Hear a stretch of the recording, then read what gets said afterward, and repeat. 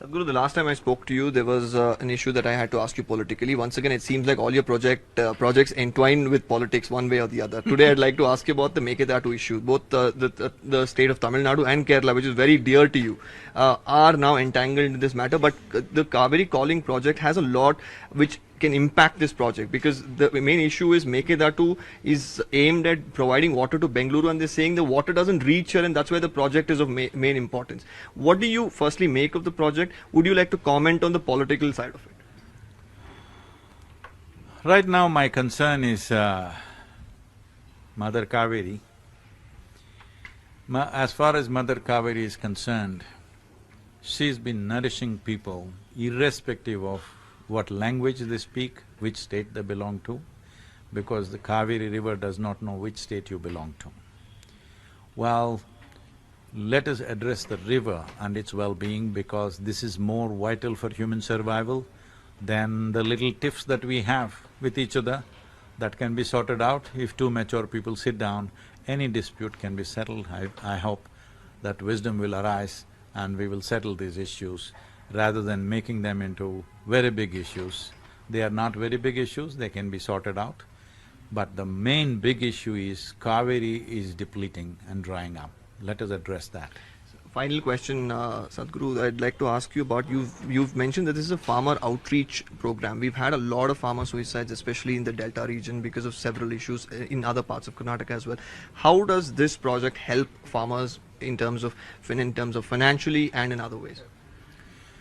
See, if you were a farmer, if I ask you, does fertile soil help you to be a better farmer? Yes. It's a no-brainer, isn't it?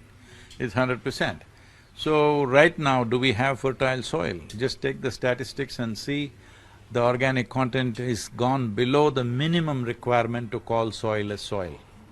So, unfortunately, the organic content has gone well below 2%, which is slowly turning into sand. In a good agricultural land, there must be 4 to 6% organic content. Why this has happened is because animals have moved out of the farm and trees have been gone.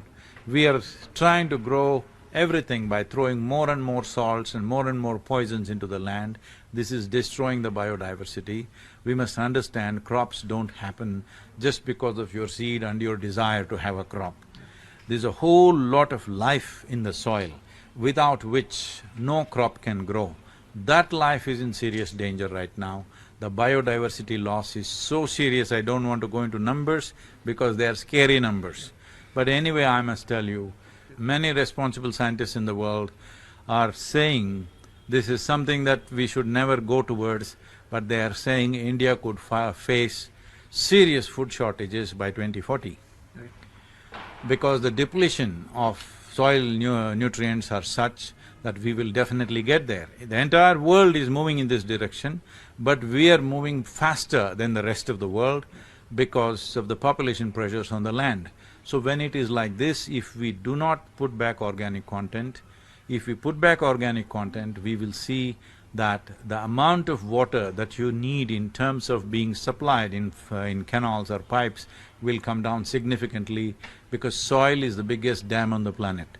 Soil is capable of holding 800% more water than all the rivers put together on the surface of the land, of the planet.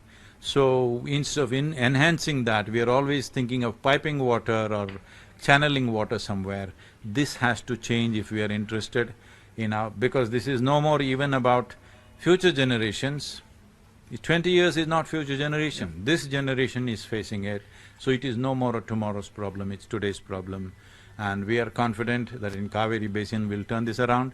Fortunately, the central government has already drawn out detailed project reports for 13 rivers on the lines of Kaveri Calling. When it'll get implemented is a question. Will we wait for disasters to happen, or will we act in such a way that disasters will not happen, is left to us.